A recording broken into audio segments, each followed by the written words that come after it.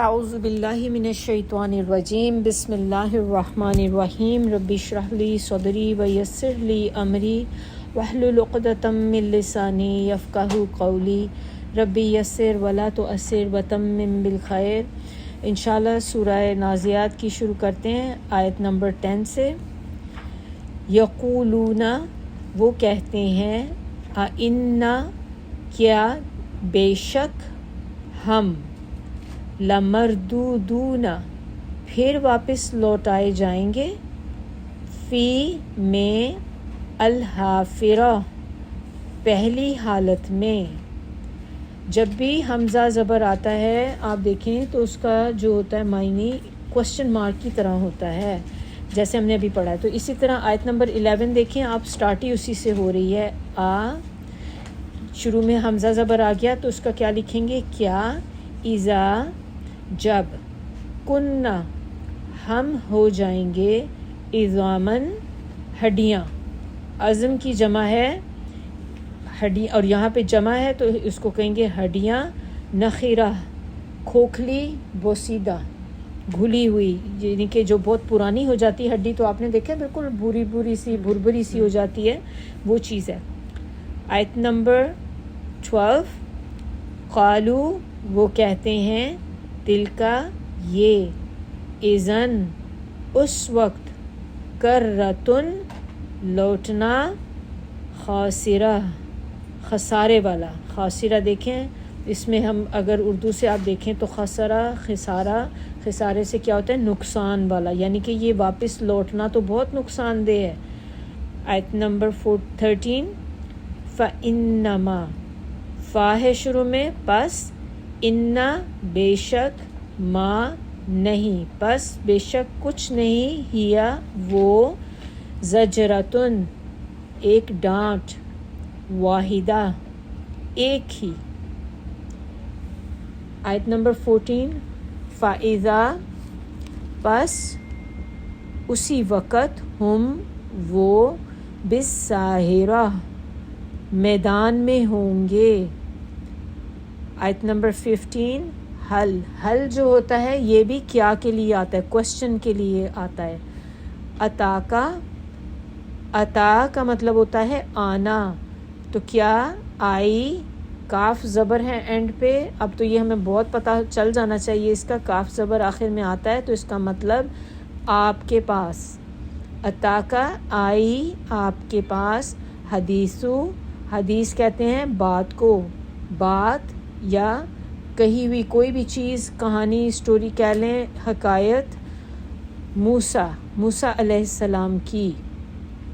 آیت نمبر 16، از جب، ناداہو پکارا اسے، ربہو اس کے رب نے، بالوادی وادی میں سے، المقدسی مقدس کا مطلب ہوتا ہے پاک، طوا کی وادی، یہ نام ہے اس کا، وادی طوا۔ آیت نمبر 17، اذهب جاؤ، الی طرف، فرعون فرعون کی، انہو بے شک وہ، طغی سرکش ہو رہا ہے۔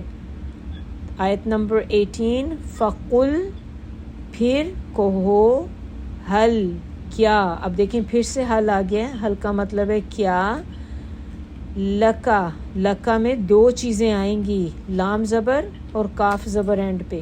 لام زبر کا مطلب ہوگا لیے، کاف زبر جو آخر میں ہے تیرے، الہ طرف، ان کا مطلب ہوتا ہے کہ، تزکا زکوٰۃ سے ہم نے پڑھا تھا لاسٹ ٹائم بھی کہ تزکا کا مطلب ہوتا ہے پاک ہونا، یہ کہ تو پاک ہو جائے۔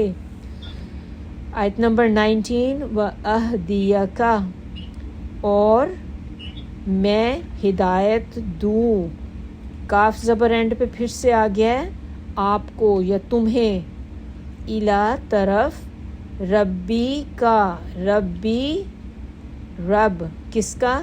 تمہارا، کاف زبر ہے اینڈ پہ تو ربی کا رب تمہارا، فتخشا فا ہے شروع میں، پس تخشا تا زبر جو ہے اس کا مطلب ہے تو، تم.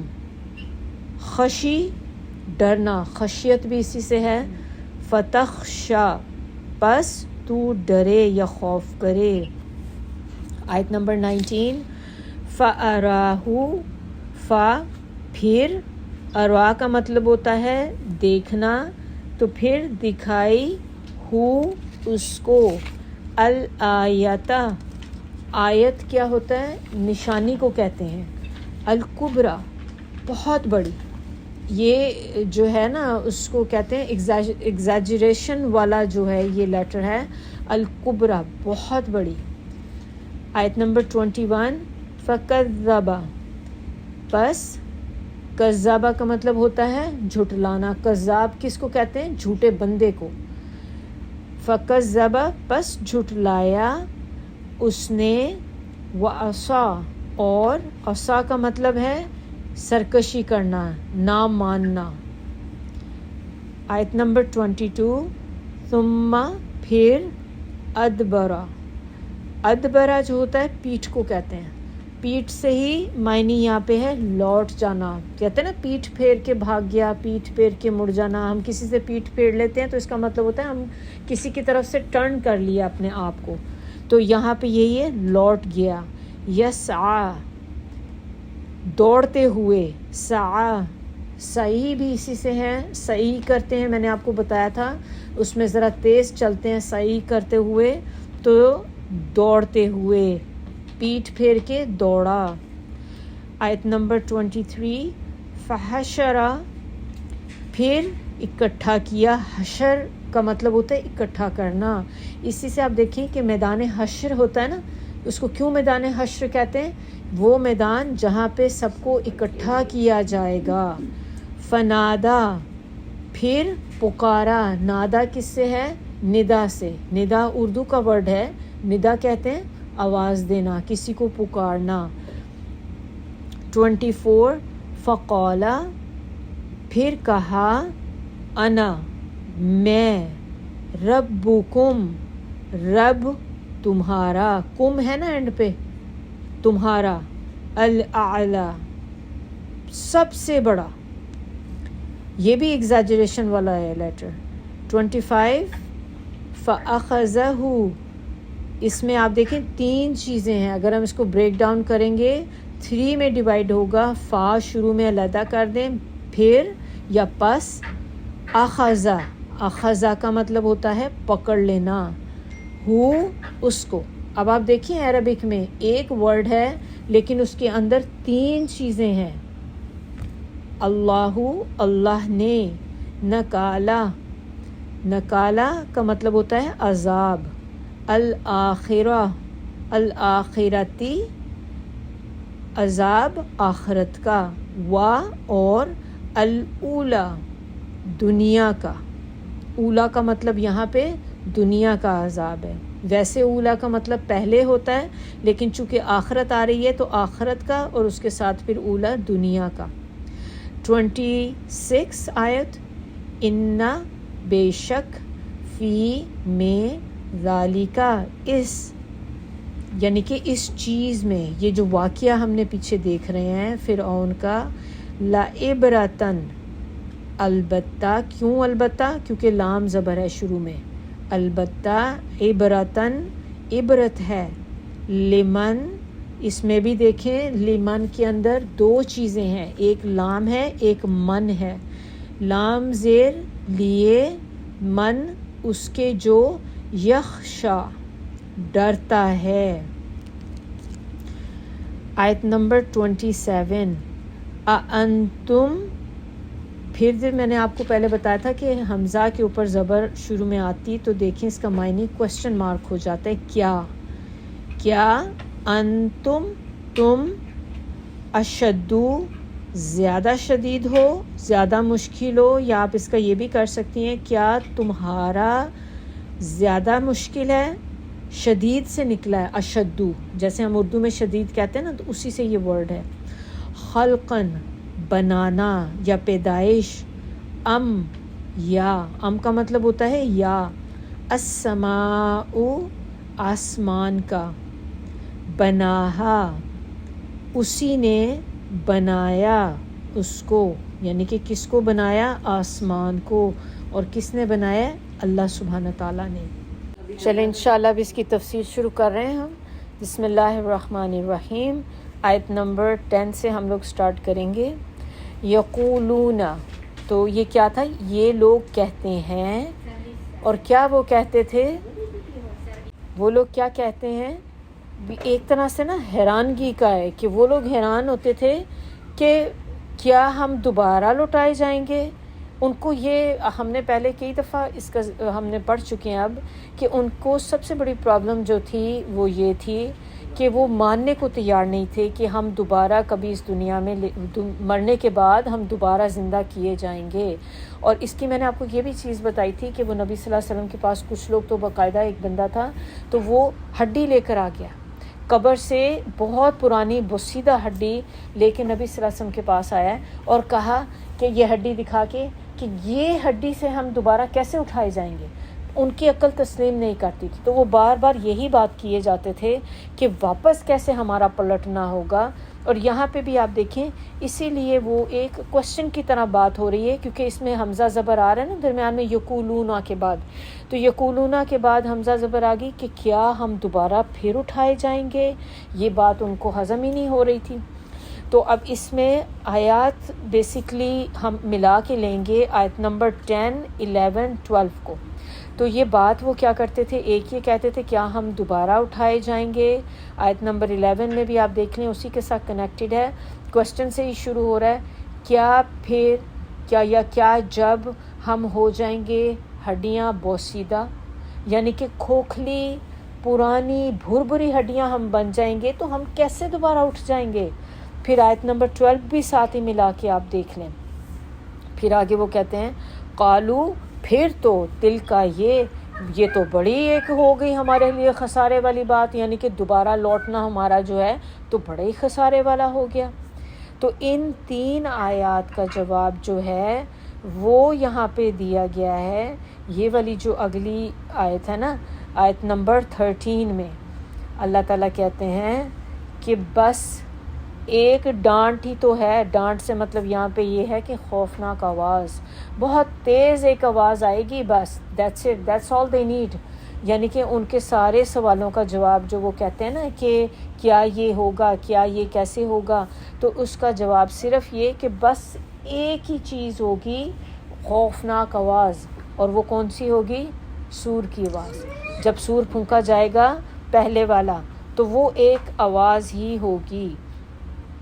اور باقی پھر اس میں آپ یہ بھی دیکھیں کہ یہ جو شروع کی یہ جو آیت 10، 11، 12 میں وہ اس لیے نہیں کرتے تھے آ کے یہ باتیں کیونکہ ان کو سیکھنا تھا، وہ جاننا چاہتے تھے. یہ بات وہ مذاق میں کر رہے ہیں یہاں پہ. تو یہ ایک تنزیہ قسم کی گفتگو ہے ان آیات میں جو وہ کر رہے ہیں.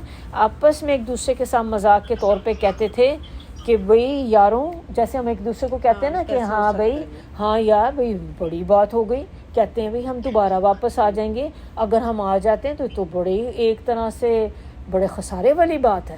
وہ خسارہ اپنے اندر ایک اس کو وہ نہیں لے رہے تھے کہ جیسے آپ کہیں کہ اپنے آپ کو چینج کرنے کے لیے کہ ہائی تو بڑا نقصان، بلکہ کہتے پھر تو بڑے ہی نقصان والی بات ہو گئی اگر ایسے ہوگا. کیونکہ وہ جیسے کہتے ہیں نا کہ اف یو سے سو، اگر آپ یہ کہتے ہیں تو میں مان لیتا ہوں، لیکن میں تو ماننے کو تیار نہیں ہوں بیسیکلی. تو یہ ایک طرح سے مذاق کے طور پہ وہ جو تھے اس چیز کو کہتے تھے کہ ہم تو پھر تو مارے گئے، پھر تو ہماری خیر نہیں اس کے بعد. اب اس میں آپ یہ دیکھیں کہ یہاں پہ جو بتایا گیا ہے کہ جو آیت نمبر 13 کے اندر ہے نا کہ بس ایک وہی ہوگی جو ایک چیخ ہوگی، قیامت آئے گی، ہر چیز ختم ہو جائے گی. اور آگے کیا ہوگا کہ جب چیخ آئے گی تو نمبر 14 میں اگر آپ دیکھیں ہو جائے گی ہر چیز فلیٹ. وہ اپنے آپ کو پائیں گے کھلے میدان میں. ساحرہ ہوتا ہے کھلی چیز، چٹیل میدان جیسے ہوتا ہے نا، اس کو کہتے ہیں ساحرہ. کھلی جب زمین ہو گئی، اور نیند کا اڑ جانا اس کو بھی کہتے ہیں۔ نیند کا اڑ جانا کب ہوتا ہے؟ جب انسان خوف کی حالت میں ایک دم سے، آپ دیکھیں بہت لاؤڈ آواز سنیں تو بندہ اچھا خاصا نیند میں ہوتا ہے، غنودگی میں ہوتا ہے، آپ کے پاس کوئی چیز زور سے گرے تو بندہ ایک دم اٹھ جائے گا، تو نیند اڑ گئی آپ کی۔ تو ساحرہ جب بھی آئے گا تو یعنی کہ ایک ایسی وہ چیز، ایسی خوفناک آواز جیسے جس سے بندے کی نیند اڑ جائے۔ اور اس کا دوسرا معنی ایک یہ بھی ہے ساحرہ کا، جو میں نے ابھی شروع میں ابھی آپ کو سٹارٹ میں بتایا، کہ زمین چٹیل میدان جس کو ہوتا ہے نا، اس کو بھی ساحرہ کہتے ہیں۔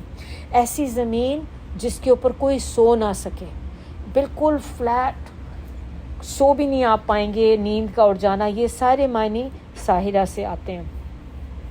پھر اس کے بعد یہ ساری باتیں اللہ تعالیٰ نے جب بتائیں تو اللہ تعالیٰ بتانے کا مقصد ہے یہاں پہ کہ تم ہنسی کرتے ہو، اللہ کا مذاق اڑاتے ہو ان چیزوں کو سن کر کہ ہم کیسے دوبارہ واپس آئیں گے۔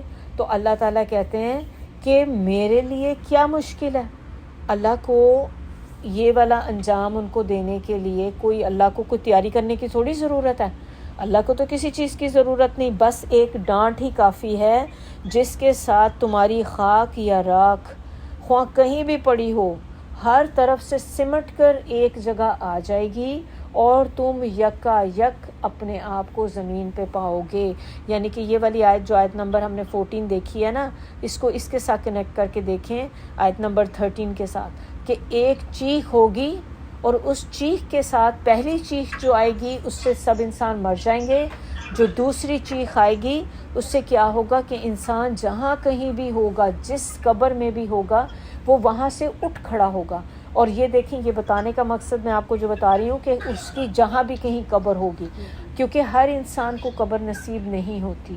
کچھ لوگ ایسے ہیں، جیسے وہ ہم نے لاسٹ ٹائم ذکر کیا تھا کہ کچھ لوگ جیسے سمندر میں غرق ہو کے مر جاتے ہیں، اب ان کی تو کوئی قبر نہیں ہے کہ جہاں سے وہ ہوں گے۔ اب اسی طرح بم بلاسٹ ہوتا ہے، کچھ لوگوں کے باڈی کے بالکل چھوٹے چھوٹے پیسز ہو جاتے ہیں، اب ان کو تو کوئی قبر نہیں ملی، اب وہ پیسز کیسے قیامت کے دن اکٹھے ہوں گے؟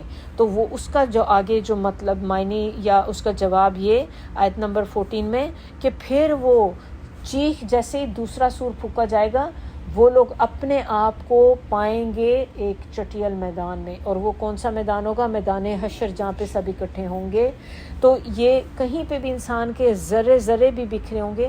اب آپ دیکھیں کہ ہندو لوگ جو ہیں وہ کیا کرتے ہیں، ہندو لوگ اپنی جو ان کی جو میت ہوتی ہے، اس کی ڈیڈ باڈی، اس کو برن کر دیتے ہیں۔ جب وہ جلا دیتے ہیں تو اس کی راکھ بن جاتی، پھر راکھ کو گرا دیتے ہیں، جا کے اپنے وہ کسی دریا وغیرہ میں پانی میں پھینک دیتے ہیں، یا اوپر سے کہیں کسی جگہ پھینک دیا، تو وہ راکھ تو بکھر گئی۔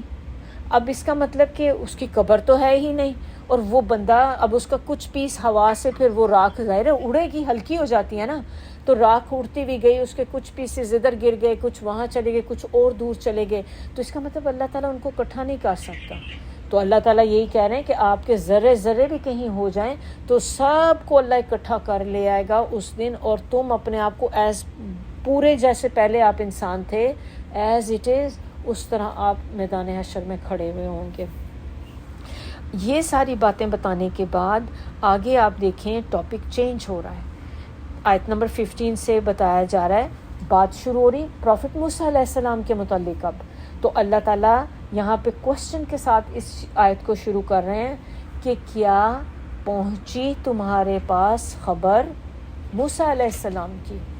اب یہ کس کو بتایا جا رہا ہے، کس کو کہا جا رہا ہے کہ پہنچی تمہارے پاس خبر؟ یہ نبی صلی اللہ علیہ وسلم کو بتایا جا رہا ہے کہ آپ کے پاس موسیٰ علیہ السلام کی بات آئی۔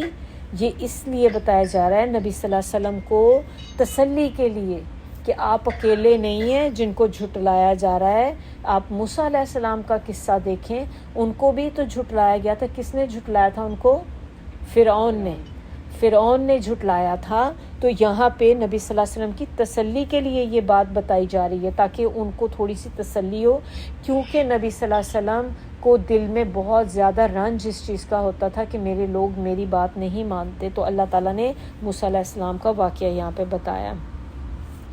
تو اس میں اگر ہم دیکھیں کہ کہا گیا ہے کہ موسیٰ علیہ السلام کی بات پہنچی، نمبر 16 آیت میں، کہ جب پکارا اس کو رب اس کے نے، بالواد المقدسی طوا، یعنی کہ وادی طوا کی مقدس وادی، اس کو مقدس کہا گیا ہے طوا کی وادی کو. طوا جو ہے وہ نام ہے وادی جو بہت مقدس ہے. اب اس کے اسکالرز کہتے ہیں کہ دو جیسے مقدس ہے، کیوں؟ کیونکہ 2 دفعہ اس میں ہوا ہے. یہ وادی کا نام ہے، اور اس میں پہلی دفعہ مقدس جو کی گئی تھی کہ آپ اس کو دیکھیں کہ اس میں اللہ تعالیٰ نے فرسٹ ٹائم جب موسیٰ علیہ السلام کو وہاں سے پکارا تھا. اور یہ کون سی دفعہ ہے؟ یہ جب ہے کہ ایک دفعہ آپ کو یاد ہوگا کہ وہ اپنی بیوی بچوں کے ساتھ وہاں سے نکلے تھے جب، اور آ کے اس وادی میں رکے تھے، اور پھر وہ طور کی طرف گئے تھے. ان کو آگ نظر آئی تھی تو وہ اس کے پیچھے گئے تھے. تو وہاں پہ انہیں ایک ندا آئی، آواز آئی اللہ تعالیٰ کی کہ میں تمہارا رب ہوں. تو اس لیے وہ مقدس وادی ہے، کیونکہ اللہ تعالیٰ نے کلام کیا تھا وہاں پہ حضرت موسیٰ علیہ السلام کے ساتھ. تو پہلی دفعہ کا یہ ہو گیا. اور دوسری دفعہ کا وہ تھا جب اسی وادی میں حضرت موسیٰ علیہ السلام مصر سے بنی اسرائیل کو لے کر اس وادی میں آئے تھے. تو یہ 2 ریزنز ہیں کہ کیوں یہ وادی جو ہے اس کو مقدس کہا گیا ہے. ایک ریزن اس کی آپ کو میں نے بتا دی کہ فرسٹ ٹائم اللہ تعالیٰ نے کلام کیا تھا، اور دوسری اس میں کیا ہے کہ جب یہ وہ وقت ہے دوسری والا، یہ جب فرعون سے لے کے بھاگے تھے اور فرعون غرق ہو گیا تھا. یاد ہوگا آپ لوگوں کو قصہ، فرعون غرق ہوا تھا نا. تو اس کے بعد میں حضرت موسیٰ جو تھے ان کو لے کر وہ جب دریا کراس کیا تھا انہوں نے، تو وہ وادی طوا کی طرف ان کو لے کر آئے تھے. آیت نمبر 17 دیکھیں، اذهب الى فرعون انه طغى. یہاں پہ اللہ تعالیٰ نے کیا حکم دے رہے ہیں؟ حضرت موسیٰ علیہ السلام کو کہہ رہے ہیں کہ تم جاؤ فرعون کی طرف، وہ سرکش ہو گیا ہے. طغا جو ہے یہاں پہ، طغا کا مطلب ہوتا ہے حد سے بڑھ جانا. تو فرعون کا بتایا جا رہا ہے کہ فرعون حد سے بڑھ گیا ہے. کس چیز کی حد سے بڑھ گیا ہے؟ بندگی کی. اور کیسے؟ کیونکہ آپ دیکھیں وہ کیا کہتا ہے، وہ کہتا ہے کہ میں خدا بن گیا ہوں. ہمیں اسی میں ہی آگے پتہ چلے گا. وہ اپنے آپ کو خدا کہتا تھا. اب جو امپورٹنٹ چیز آگے آ رہی ہے، یہ اگلی آیت امپورٹنٹ ہے. اب دیکھیں، فَقُلْ آیت نمبر 18، پس اس سے کہو، کیا لکا لیے تمہارے، الا ان کہ تم تزکیہ کرو اپنا. یعنی کہ اس آیت میں کیا کہا جا رہا ہے فرعون کو کہ جا کے اس کو کہو کہ کیا تم یعنی کہ رغبت رکھو گے، اس چیز کی خواہش کرو گے کہ تم اپنا تزکیہ کرو.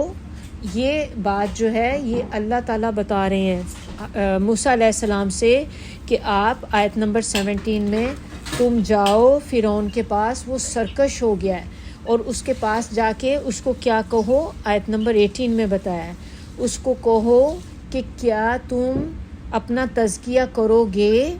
یعنی کہ دیکھیں وہ فرعون اتنا ایک جابر، ایک ظالم قسم کا بادشاہ تھا، اور یہاں پہ اللہ تعالیٰ نے اس کو کتنے مطلب ایک پولائٹ طریقے سے حضرت موسیٰ علیہ السلام سے کہا ہے کہ آپ اس سے جا کے اس طرح پیار سے بات کر کے پوچھیں. اگلی آیت کو ساتھ ہی لیں گے، آیت نمبر 19، اور اس کو کہو کہ میں تمہاری رہنمائی کروں. کہاں؟ کس کی طرف رہنمائی کروں؟ ربی کا، تمہارے رب کی طرف. یہ نہیں کہا میرے رب کی طرف، تمہارا بھی، یعنی کہ رب تو ساروں کا رب ہے نا، اللہ تو سب کا رب ہے. فتخشا، تاکہ تم ڈرو. تو یہ اللہ تعالیٰ نے بولی کہ تم اس کو جا کے یہ نصیحت کرو کہ میں تم اپنا تزکیہ کرنا چاہو گے. تزکیہ کرنا کا مطلب کیا ہوتا ہے؟ اپنے آپ کو عیب سے پاک کرنا، اپنے آپ کو گناہوں سے پاک کرنا، اپنی اصلاح کرنا. اور فتخشا، اپنے رب سے ڈرنا، تاکہ تمہارے دل میں اللہ کا خوف آئے. خوف آئے گا تو ہی تو ہم اپنی زندگی کو بدلیں گے. اب آیت نمبر 20 میں دیکھیں، فَأَرَاهُ، پھر اس نے دکھایا اس کو، کس کو دکھایا؟ فرعون کو دکھایا، الآیات نشانی، کبرا بہت بڑی۔ کون سی نشانی دکھائی تھی؟ حضرت موسیٰ علیہ السلام نے اپنا عصا، ان کا عصا جو تھا سٹک تھی، جو چھڑی انہوں نے پھینکی تو اسدحہ بن گیا بہت بڑا، اور آگے لکھا ہے کبرا، بہت بڑی نشانی۔ اور نشانی ایک اور بھی تھی، اس کو کہتے ہیں بید یدا۔ بید کا مطلب ہوتا ہے سفید، یدا کا مطلب ہاتھ۔ یاد ہوگا آپ لوگوں کو کہ حضرت موسیٰ علیہ السلام کو اللہ تعالیٰ نے معجزوں میں یہ بھی تھا کہ وہ اپنا ہاتھ اپنی جب بغل میں ڈالتے تھے اور ڈال کے جب نکالتے تھے تو ان کا ہاتھ ایسے سفید ہو جاتا تھا جیسے گلاس کی کوئی چیز شائن کر رہی ہوتی ہے نا، کہ اس میں سے لائٹ نکلتی تھی، سفید ہاتھ۔ وہ بھی ایک نشانی تھی جو اللہ تعالیٰ نے ان کو دی تھی۔ فَكَذَّبَ، آیت نمبر 21، پھر جھٹلایا اور نہ مانا۔ عصا کا مطلب ہوتا ہے نہ مانا۔ کون؟ کس نے جھٹلایا؟ فرعون نے جھٹلایا موسیٰ علیہ السلام کو، نشانیاں دیکھ کر بھی جھٹلایا اور اس کو نہ مانا۔ پھر اس نے آگے سے کیا کیا؟ آیت نمبر 22 میں اس نے اپنی پیٹھ پھیر کے وہ چلا گیا یا مڑ گیا، بھاگا ایک طرح سے تیزی سے، یعنی کہ پیٹھ پلٹ کے تو وہ ٹرن ہو کے گیا۔ اب اس کے بارے میں کچھ اسکالر کہتے ہیں کہ جب موسیٰ علیہ السلام نے اپنا عصا پھینکا اور وہ بن گیا اسدحہ جو ہوتا ہے، بڑا سانپ، کوبرا جو ہوتا ہے نا، تو اس کو دیکھ کر وہ ڈر گیا، جو فرعون تھا ڈر کے وہ بھاگا۔ کچھ کہتے ہیں یہ معنی ہے۔ نمبر 2، کچھ اسکالر یہ کہتے ہیں کہ موسیٰ علیہ السلام کی دعوت اسلام، اللہ کی طرف جو دعوت تھی، اس کو سنتے ہی اس نے پیٹھ پھیری اور وہ تکبر سے اور وہ بھاگا۔ پھر آگے فرعون نے اب کیا کیا؟ 23 آیت میں فحشر فنادا، پھر اس نے اکٹھا کیا، کس کو؟ لوگوں کو، کیونکہ پرانے زمانے میں جو بادشاہ وغیرہ کیا ہوتے تھے وہ سارے جب بھی انہیں کچھ کرنا ہوتا تھا تو وہ سارے لوگوں میں منادی کراتے تھے، ان کو اکٹھا کر لیتے تھے ایک میدان میں یا اپنے محل میں جمع کر کے سب کو، پھر ان کو بتایا اس نے یا کہا، پکارا ان کو، پکار کے کیا کہا؟ 24 آیت میں دیکھیں، ان کو پکار کے سب کو اکٹھا کر کے کہتا ہے میں فقالا انا، میں ربکم، رب ہوں تمہارا، العالی ایگزیجریشن والا ہے، یعنی کہ سب سے بڑا، میں تمہارا سب سے بڑا رب ہوں، یہ دعویٰ کر رہا ہے اس چیز کا۔ اس بات کو اللہ تعالیٰ نے پیچھے آیت نمبر اگر ہم دیکھیں 17 میں جو کہا ہے نا طغا، یہ ہے طغا، سرکشی کی اس نے، حد سے بڑھ گیا ہے کہ اب اپنے آپ کو خدا کہنے لگ گیا ہے وہ، تو اس آیت کے ساتھ اس کو ملایا ہے۔ دیکھیں یہ ہے طغا جو اس نے بولا میں تمہارا سب سے بڑا رب ہوں، یہ تھی اس کی سرکشی جس پہ اللہ تعالیٰ نے موسیٰ علیہ السلام کو بھیجا ہے فرعون کے پاس۔ اب آگے آپ دیکھیں آیت نمبر 25 میں، تو اس نے تو فرعون نے یہ سرکشی سارا کچھ کر لیا، آگے پھر اللہ تعالیٰ نے کیا کیا اس کے ساتھ، انجام کیا ہوا؟ یہ سرکشی طغا کا انجام آیت نمبر 25 کے اندر ہے۔ فَأَخَذَهُ، پھر پکڑ لیا اس کو، کس نے؟ اللہ نے۔ نکالا کا مطلب ہوتا ہے عذاب، اور یہ آپ لوگ لکھ لیں، یہ ایسا عذاب ہوتا ہے جس کو دیکھ کر دوسرے لوگ عبرت پکڑیں، عام سی ایک چیز نہیں ہے، بہت سخت عذاب جس کو دیکھ کے دوسرے لوگ عبرت پکڑیں اور سہم جائیں، ایسا عذاب ہے، بہت بڑا عذاب۔ کون سا عذاب ہے؟ الآخرتی، آخرت کا، والأولی یہاں پہ میں نے آپ کو بتایا تھا دنیا کا۔ اب آپ یہ دیکھیں کہ یہاں پہ پہلے عذاب جو آیا ہے، آخرت کا عذاب پہلے کہا گیا ہے، دنیا کا عذاب بعد میں آیا، حالانکہ فرعون کو دنیا کا عذاب پہلے ہوا ہے، آخرت کا عذاب بعد میں ہوگا۔ تو دنیا کا عذاب فرعون کا کیا تھا؟ اس کو غرق کر دیا گیا تھا، جو سمندر دریا میں وہ اس کا جو دنیا کا عذاب ہے، اور آخرت کا عذاب آنا ہے، وہ بعد میں ہوگا. لیکن یہاں پہ آخرت کا عذاب پہلے ذکر کیا گیا کیونکہ دنیا کا عذاب آخرت کے عذاب سے بہت کم ہے. آخرت کا عذاب بہت سخت ہے اور ہمیشگی والا ہے، اسی لیے اللہ تعالیٰ نے آخرت کے عذاب کو پہلے بتایا ہے یہاں پہ. اب آگے دیکھیں آیت نمبر 26 میں، اِنَّا بے شک، اس کس میں یہ جو قصہ بتایا گیا ہے موسیٰ علیہ السلام اور فرعون کا جو قصہ بتایا گیا ہے، لَعِبْرَةً، البتہ عبرت ہے، لیے اس کے جو ڈرتا ہے. صرف وہی لوگ اس واقعے سے عبرت پکڑیں گے جن کے دل میں اللہ کا خوف ہوگا. جن کے دل میں اللہ کا خوف نہیں ہوگا، ظاہر سی بات ہے وہ ان کو آپ جتنی مرضی چیزیں بتا دیں، سخت سے سخت چیزیں بھی بتائیں، ان پہ کسی چیز کا اثر نہیں ہونے لگا. اب آگے پھر بتایا گیا ہے. اچھا ایک بات اس میں یہ بھی آپ دیکھ لیں کہ صرف اس کے لیے عبرت ہوگی اس میں جو خوف رکھتا ہوگا. خوف کس کے دل میں ہوتا ہے؟ خوف اس کے دل میں ہوتا ہے جس کو علم ہوتا ہے، جو نالج ہوتا ہے کسی کو. علم والے ہی لوگ جو ہیں وہ اللہ سے ڈرتے ہیں. اسی طرح آپ دیکھیں کہ انسان کا علم جتنا بڑھتا جاتا ہے اتنا ہی انسان کے اندر عاجزی اور اللہ کا خوف آتا ہے.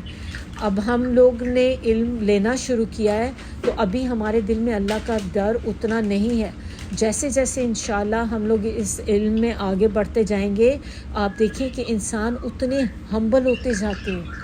ان کو پھر کیونکہ اللہ کا خوف ہر وقت آنے لگ جاتا ہے، شاید میری پکڑ ادھر سے ہو جائے، ادھر سے نہ پکڑ ہو جائے. جب ہمیں پتہ ہی کچھ نہیں، اللہ کی پہچان ہی نہیں، تو ہمیں پھر کیسے ہوگا کہ ہماری پکڑ ہو جانی ہے. اگر دیکھیں ہم علم حاصل کرتے جا رہے ہیں اور ہمارے دل میں اللہ کا خوف نہیں آ رہا، تو یہ ایک ہمارے لیے ایک کنسرننگ مومنٹ ہے کہ ہمیں اپنا جائزہ لینا پڑے گا کہ کیوں میرے دل میں اللہ کا خوف نہیں آ رہا. اس کا مطلب وہ علم جو ہے نا وہ آپ کے دل پہ اثر نہیں کر رہا، اور اس کی کوئی ریزن ہوگی، وہ ہمیں پھر اپنا دیکھنا پڑے گا. کیونکہ یہ بات فور شور ہے کہ جیسے جیسے علم بڑھتا جائے گا ویسے ہی آپ کے دل میں اللہ کا خوف بڑھتا چلا جائے گا. اب آگے آیت نمبر 27 میں اللہ تعالیٰ پوچھ رہے ہیں ان سے کہ کیا تمہیں بنانا تمہاری پیدائش، انتم اشد خلقن، کیا تمہاری پیدائش جو ہے وہ میرے لیے زیادہ شدید ہے بنانی. شدید کا مطلب یہاں پہ مضبوط یا بہت زیادہ، کہ کیا تمہیں بنانا میرے لیے زیادہ مشکل کام ہے. ام کا مطلب ہوتا ہے یا السماء، آسمان کو بنانا. تو اللہ تعالیٰ نے بیسکلی جھنجھوڑنے کے لیے ان کو یہ کویسچن پوچھا ہے کہ تم اپنے آپ کو دیکھو کہ ایک انسان چھوٹا سا انسان ہے، اس کے مقابلے میں آسمان کو دیکھو، آسمان اور پوری کائنات کو دیکھو. کبھی آپ دیکھیں آسمان کے اوپر غور و فکر کریں، آسمان کھڑا کیسے ہے؟ کوئی پلر ہی نہیں ہے آسمان کے اوپر، کچھ بھی نہیں، اور اتنا بڑا آسمان ہے کہ ہمیں اپنے اس ایریے سے ہم دیکھیں ہمیں لگتا ہے کہ آسمان کا یہ حصہ، آپ دنیا کے کسی بھی حصے میں چلے جائیں یہی آسمان آپ کو نظر آ رہا ہے. پھر اس آسمان کے اوپر آپ دیکھیں کتنے چاند، ستارے، سیارے، یہ سارا کچھ جو پورا ایک عالم ہے، پوری گیلیکسیز آپ کو جو نظر آ رہی ہیں. تو اللہ تعالیٰ کہتے ہیں تمہیں یہ نظر نہیں آتی؟ ان کو بنانا میرے لیے زیادہ مشکل کام ہے کہ تم چھوٹی سی ایک مخلوق کو بنانا میرے لیے زیادہ مشکل ہے. تم مجھے کیا کہتے ہو بار بار کہ ہم دوبارہ کیسے اٹھائے جائیں گے؟ تو اللہ تعالیٰ کہتے ہیں کہ جب یہ میں پوری کائنات کو بنا سکتا ہوں تو تمہیں دوبارہ اٹھانا میرے لیے مشکل کام ہے کوئی. تو یہی بات ان کی سمجھ میں نہیں آ رہی تھی جو اللہ تعالیٰ یہاں پہ ان کو سمجھانے کی کوشش کر رہے ہیں کہ انسان سے بڑی چیز ہے آسمان. تو جب اس رب نے آسمان بنایا ہے، جس رب نے اس کو بنایا ہے، تو کیا وہ دوبارہ دنیا میں انسان کو اٹھا نہیں سکتا؟ اس کے لیے پہلی دفعہ پیدا کر کے دوبارہ پیدا کرنا ہی مشکل رہ گیا ہے. تو سورہ غافر کے اندر بھی اللہ تعالیٰ نے یہ بتائی ہے چیز کہ آسمانوں اور زمین کی تخلیق زیادہ بڑا کام ہے لوگوں کی تخلیق سے. یہ بات ان کو سمجھ نہیں آ رہی. اسی طرح سورہ یاسین میں آیت نمبر 81 پہ بتایا گیا ہے کہ کیا وہ جس نے آسمانوں اور زمین کو بنایا ہے اس پہ قادر نہیں ہے کہ ان جیسوں کو پھر سے پیدا کر دے؟ یہ جو ہیں یہ ایک طرح سے آپ کہہ لیں کہ یہ کنفرمیشن، یعنی کہ اللہ تعالیٰ نے قرآن میں ملٹیپل جگہوں پہ یہ چیزیں جو ہیں یہ بتا کے دلیل ہے اس چیز کی کہ زندگی کے بعد موت ہوگی، مرنے کے بعد جو دوسری زندگی ہے، یہ اس کی دلیلیں اللہ تعالیٰ دے رہے ہیں. سورہ غافر کی ایک میں نے آپ کو بتائی، سورہ یاسین کی، پھر سورہ مومن میں آیت نمبر 57 میں بتایا ہے کہ یقیناً آسمانوں اور زمین کو پیدا کرنا انسانوں کو پیدا کرنے سے زیادہ بڑا کام ہے، مگر اکثر لوگ اس کو نہیں جانتے. اب اس کے ساتھ ہی یہاں پہ ہم اپنا آج کا لیسن ختم کرتے ہیں. سبحانک اللہم و بحمدک، نشہد ان لا الہ الا انت، نستغفرک و نتوب الیک. سبحان ربک رب العزت عما یصفون وسلام علی المرسلین والحمد للہ رب العالمین. ربنا تقبل منا انک انت السمیع العلیم وتب علینا انک انت التواب الرحیم.